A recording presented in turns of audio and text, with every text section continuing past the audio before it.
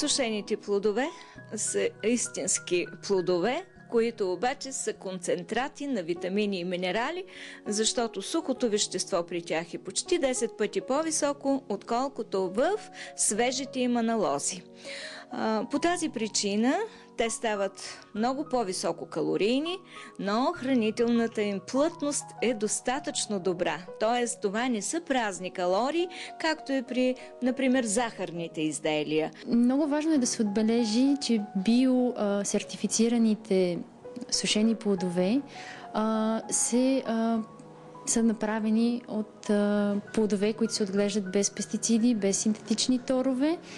И в тяхната последваща обработка не се третират с ярна киселина, нещо, което се случва често и нещо, което е практика при конвенционално произведените сушени плодове. Целта на тази сярна киселина е те да останат с цвета си, с който са, и да запазят и част от вкусовите си качества. Около 250 до 350 са калориите в 100 грама сушени плодове, но почти цялата гама сушени плодове са богати на витамини от група В. В1, В2, В5, В6. В същото време те са много богати на витамин С.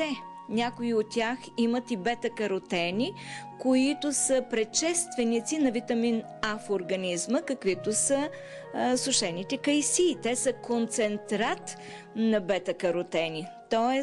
много важен източник за витамин А за човешкия организъм. От минералните вещества те са най-богати на калий, калций, магнезий. И това ги прави много подходящи както при профилактиката на съвременните болести, така и в подкрепа на лечебен процес. Как можем да си приготвим сушени плодове в къщи? Много е лесничко. Стига да имате обаче подходяща фурна за това. Обикновено се сушат на ниски градуси. Това означава около 40-50 градуса, като трябва и да отделите време за това, но то няма да ви е в тежест, защото отнема около 12 часа, 18 часа сушенето на плодовете. Стафидите са много добри източници на полезни вещества на желязо и се използват при лечение на анемиите. Повишават хемоглобина.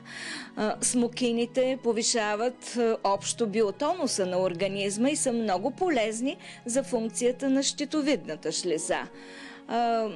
Сините сливи, българските сини сливи, когато са изсушени, те са един чудесен регулатор на стомашно-чревните процеси, но малко се знае, че те понижават холестерола, подобряват кръвната стената на кръвоносните съдове и изобщо биотонуса на човека. Годжи бери е много нашумяло напоследък.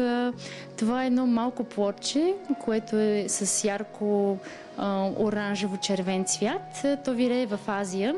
Наистина е далече, но качествата, които има, си заслужават да се опита. Има много силни антиоксидантни свойства.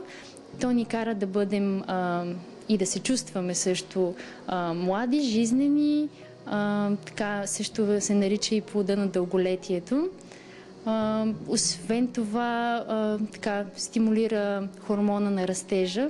Затова също може да се дава и на дечица. Фурмите са една чудесна храна за бременните жени и за майките, които кърмят, защото те са богат източник на фолиева киселина, което предпазва плода, един фактор, предпазващ плода от вътреутробни увреждания, особено в ранната бременност, а също така и стимулират лактацията, кърменето. Сушените плодове алтернатива ли са, например, на торта?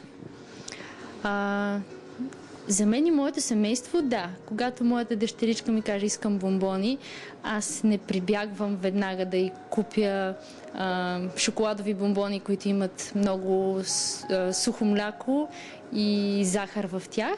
Ами казвам, хайде да си направим ние бомбони, взимаме сушените плодове, пасираме ги, смесваме ги и почваме да си месим нашите бомбони.